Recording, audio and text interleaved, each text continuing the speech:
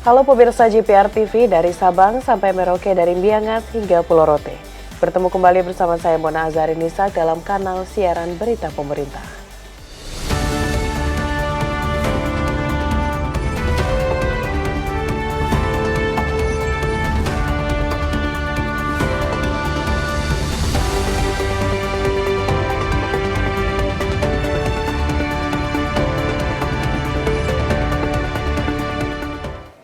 Pemirsa, kita ke informasi pertama. Menteri Badan Usaha Milik Negara Erick Thohir memastikan harga tiket di semua moda transportasi tidak naik selama angkutan libur Natal 2024 dan Tahun Baru 2025. Kebijakan tersebut sesuai arahan Presiden Prabowo yang berkomitmen memberikan kenyamanan dan kemudahan bagi masyarakat dalam merayakan libur Natal dan Tahun Baru 2025.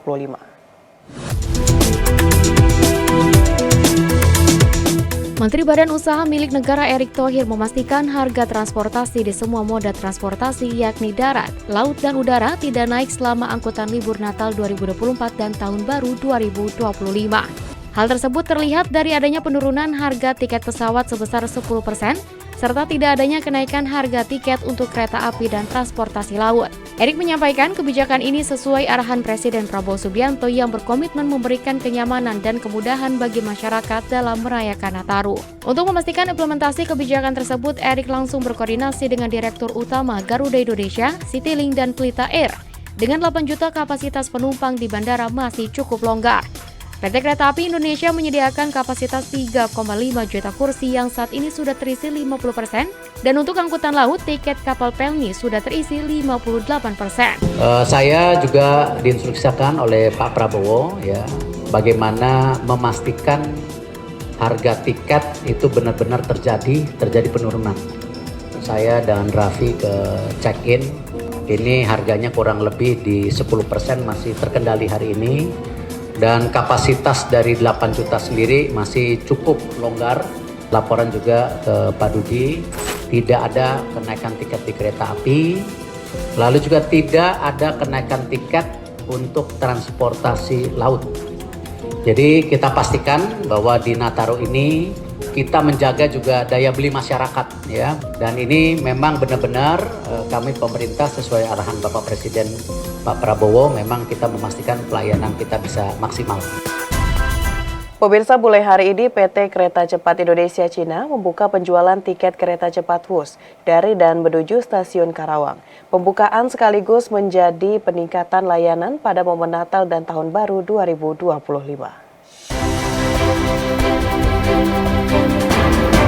PT Kereta Cepat Indonesia Cina mulai membuka penjualan tiket kereta cepat WUS dari dan menuju stasiun Karawang dengan keberangkatan pada Selasa 24 Desember 2024. General Manager Corporate Secretary KCIC Eva Khairunisa mengatakan, pembukaan penjualan tiket WUS dari dan menuju stasiun Karawang ini menjadi momentum penting menjelang libur Natal dan Tahun Baru. Eva menjelaskan untuk tarif Halim Karawang maupun sebaliknya dimulai dari harga Rp125.000 untuk kelas premium ekonomi. Sementara itu, tarif untuk rute Karawang Padalarang atau Tegaluar Sumarekon maupun sebaliknya dimulai dari Rp175.000.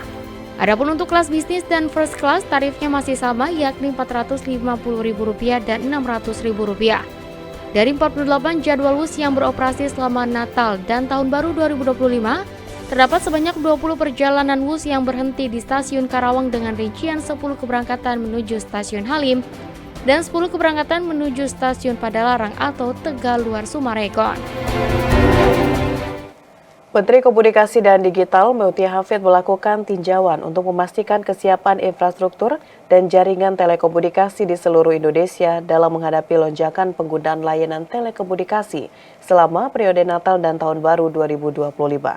Peninjauan ini meliputi pemantauan di ruang pusat monitoring dan telekomunikasi, pos dan penyiaran, hingga monitoring frekuensi penerbangan di Bandara Soekarno-Hatta. Menteri Komunikasi dan Digital Mutia Hafid memastikan kestabilan dan kualitas jaringan telekomunikasi aman, khususnya di jalur-jalur transformasi utama yang diprediksi akan mengalami lonjakan trafik pengguna dengan memantau secara langsung melalui pusat monitoring pos dan penyiaran di Gedung Komdiji Jakarta Pusat. Mengantisipasi hal tersebut, Kemkom Digi telah menyiapkan berbagai upaya seperti meningkatkan kapasitas jaringan internet yang bekerja sama dengan semua operator seluler, penambahan base transceiver station, serta penyediaan mobile BTS di pusat keramaian. Melakukan rehearsal tes jaringan telekomunikasi di sepanjang jalur mudik hingga menyiapkan petugas dan posko yang akan berjaga selama 24 jam. Melalui Pusat Monitoring Pos dan Penyiaran, Kementerian Komdigi juga melakukan pengukuran kualitas layanan atau Quality of Service di beberapa kota yang menjadi pusat perayaan Natal dan Tahun Baru guna memastikan layanan telekomunikasi berjalan lancar. Dalam kerangka libur Natal dan Tahun Baru, Presiden memang menugaskan para menteri untuk memastikan semua berjalan dengan lancar, nyaman bagi mereka yang bepergian, begitu ya, terutama di libur Natal dan Tahun Baru. Salah satu yang perlu diperiksa adalah infrastruktur digital untuk memastikan bahwa komunikasi tidak terganggu, berjalan dengan baik. Di ruangan ini kita monitor terkait dengan layanan komunikasi. Semua operator sudah memberikan komitmen untuk menaikkan kapasitas mereka sehingga mudah-mudahan tidak akan ada gangguan-gangguan komunikasi. Selain itu, Kementerian Komdigi juga membuka layanan aduan melalui @pmt.komdigi untuk melaporkan apabila terdapat gangguan telekomunikasi selama periode Nataru 2025. Apabila terjadi kenaikan trafik penerbangan, Menkomdigi juga mengatakan pihaknya juga akan melakukan monitoring frekuensi di Bandara Soekarno-Hatta untuk memastikan kelancaran frekuensi penerbangan. Kapolri Jenderal Listio Sigit Prabowo melakukan pengecekan terhadap kesiapan Pelabuhan Merak dalam menghadapi libur Natal dan Tahun Baru. Selain mengecek kesiapan, Kapolri juga turut berinteraksi secara langsung dengan masyarakat yang akan melakukan perjalanan.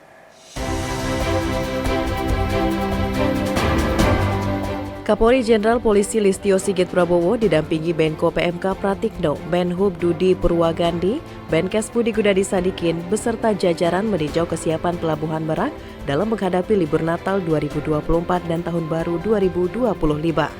Dalam keterangan persnya, Kapolri menyebut sistem pengamanan sudah semakin baik. Berdasarkan data, penumpang transportasi laut di Pelabuhan Merak tidak sebanyak tahun lalu. Namun, antisipasi kepadatan penumpang tetap disiapkan pihak pengelola. Kapolri menyebut telah menerapkan sistem pengamanan mulai dari norma kuning dan merah, kemudian pelayanan tiket online atau penempatan area aman buffer zone. Semuanya disiapkan dengan baik dan tentunya ini menjadi hal yang terus kita evaluasi. Yang kedua, tentunya saya mengingatkan kepada masyarakat karena ada dua potensi pergerakan antar provinsi dan pergerakan di dalam provinsi itu sendiri. Karena kita lihat ini adalah mendekati puncak akhir tahun, tentunya akan ada pergerakan di tempat-tempat wisata khususnya untuk wilayah Anyer ini, sehingga kita mengingatkan untuk pos-pos terpadu agar mempersiapkan diri menghadapi potensi masyarakat yang akan berkunjung ke tempat wisata. Pemirsa, usai jeda pariwara, kami akan kembali dengan informasi lainnya. Tetaplah bersama kami.